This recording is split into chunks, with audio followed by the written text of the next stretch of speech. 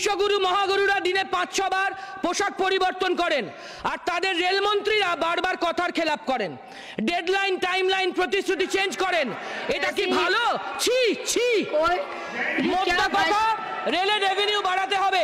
Revenue বাড়িয়ে রেলকে আত্মনির্ভর করতে গেলে বেসরকারীকরণও সমাধান নয়, প্ল্যাটফর্ম টিকিট থেকে রেলের টিকিটের দাম বাড়ানোও সমাধান নয়। ফ্রেট পলিসির ওপর জোর দিন। Eastern Dedicated Freight Corridor EDFC is one of the largest infrastructure projects from Ludhiana in Punjab to Dankuni in West Bengal that stretches about 1839 kilometers, announced by the then erstwhile Rail Minister Mamata Banerjee ji.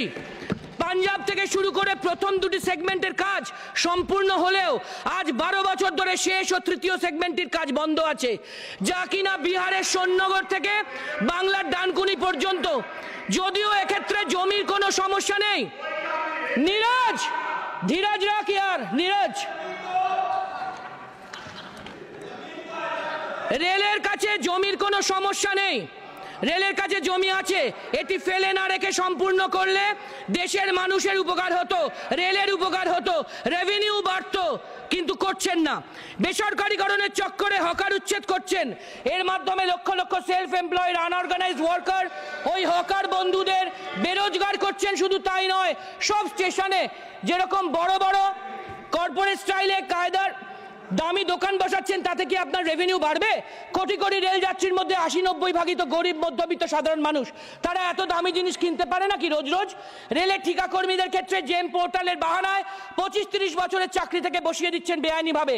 তাদের central minimum wedge বন্ধ রেখেছেন, PF ESI gratuity bonus বন্ধ করছেন বেআইনিভাবে। রেলের revenue বাড়ানোর জন্য arrogance ভুলে, ঘামন্ড ভুলে মমতা ব্যানার্জি পলিসিগুলো অ্যাভেল করুন, আপনাদেরই ভালো হবে।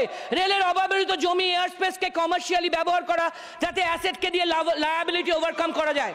সারা দেশে বিশেষ বিশেষ টুরিস্ট স্পটের জন্য, তীর্থক্ষেত্রের জন্য ইন্ডিয়ান রেলওয়ে ক্যাটারিং ও ট্যুরিজম কর্পোরেশনের মাধ্যমে বিশেষ বিশেষ রেল পরিষেবা ও প্যাকেজের পরিকল্পনা করলেও রেভিনিউ বাড়বে। আত্মনির্ভরতার দিকে এগোবে রেল। রেলের রুটে, রেলের ট্র্যাক বরাবর অপটিক ফাইবার কেবল নেটওয়ার্ক বসিয়ে তাকে কমার্শিয়ালি ইউটিলাইজ করা দরকার, এতে রেভিনিউ বাড়বে। আবার আইটিকে ঘরে ঘরে পৌঁছে দেওয়া যাবে রিমোট এরিয়াতে। রেলের মাধ্যমে পোর্ট কানেক্টিভিটিকে যুক্ত করা যাবে। গুজরাট, মহারাষ্ট্র, কর্ণাটক, অন্ধ্রপ্রদেশ, উড়িষ্যা, বাংলায় সমুদ্র বন্দরগুলি যে আছে তাদেরকে রেলের মাধ্যমে যুক্ত করলে পণ্য পরিবহনের ক্ষেত্রে শিল্প বাণিজ্য রপ্তানিতে দিগন্ত খুলে যাবে। রেভিনিউ আর্নিংও হবে রেলের। आई रिपीट मैडम, আবার বলছি, प्लीज एरोगेंस के साइड में रख के ममता बनर्जी जी का ये सब तरीका को अपनाइए। घमंड हटा के ये सब मेजर्स लेने में रेवेन्यू अर्निंग बढ़ेगा, रेल का फायदा होगा, रेल आत्मनिर्भर होगा।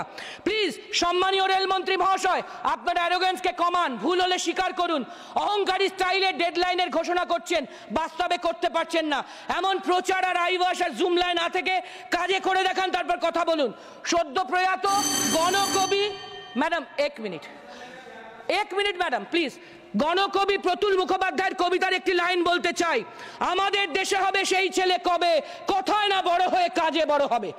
আপনার প্রেডিসেসর সিনিয়র সব রেলমন্ত্রীদের ফলো করুন, তাদের থেকে শিখুন, রেলের রেভিনিউ বাড়ান, রেলকে আত্মনির্ভর করুন, রেলকে দেশের প্রকৃত লাইফলাইন হিসেবে গড়ে তুলুন। প্রায় 12-13 বছর ধরে পার্লামেন্টে অনেক আলোচনা বিতর্ক আমার এই 3টে টার্মে আমি শুনছি। এমন অ্যাটিটিউড আজকাল দেখছি ট্রেজারি বেঞ্চের, এটা ঠিক না, একে আমি কন্ডেম করতে চাই। বাংলায় জিততে চান, আসুন, পলিটিক্যালি জিতুন, মমতা ব্যানার্জির উন্নয়নকে লড়ে কমপ্লিট করে জিতুন, ফেয়ার ডিল। কিন্তু ভোটার লিস্টে কারচুপি করে দিল্লি মহারাষ্ট্রের মতো ভোটার বাড়িয়ে পাওনা টাকা হকের করি আটকে রাখবেন, প্রায় 2 লক্ষ কোটি টাকা ন্যায্য ডিউ বাকি রাখবেন, লোকের পরিশ্রমের স্যালারি ওয়েজ দেবেন না, আর সংসদে দাঁড়িয়ে পার্লামেন্টে এসে বাংলাকে ডিফেম করতে অসত্য বলবেন, এটা ঠিক না। নির্মলা সীতারামন জি থেকে অন্নপূর্ণা ম্যাডাম, ধর্মেন্দ্র প্রধান জি থেকে ম্যাডাম প্লিজ, অশ্বিনী বৈষ্ণব জি, সবাই সদনকে ভুল ইনফরমেশন দিচ্ছেন বাংলা সম্পর্কে, অসত্য বলছেন, অথেন্টিকেট করছেন না। আমাদের কাছে ডকুমেন্ট আছে, সব প্রতিটা সত্য সঠিক ইনফরমেশনের কাগজ আছে।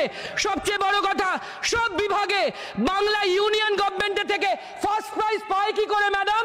ফার্স্ট প্রাইজ দিচ্ছে আর মিথ্যে কথা বলছে, অসত্য কথা বলছে। ভুলে যাবেন না ম্যাডাম, এক সেকেন্ড, ভুলে যাবেন না এই অ্যারোগেন্স আর জুমলাই আপনাদের 300 203 থেকে 240 করেছে। এমন চললে এরপর 200 নিচে চলে। सदस्य मैं अगले वक्ता को बुला रही हूँ। इंडिया আপনাকে एलंगो। Honorable Vice Chairman. धन्यवाद धन्यवाद माननीय सदस्य, धन्यवाद धन्यवाद। प्लीज उनका टाइम शुरू हो गया है।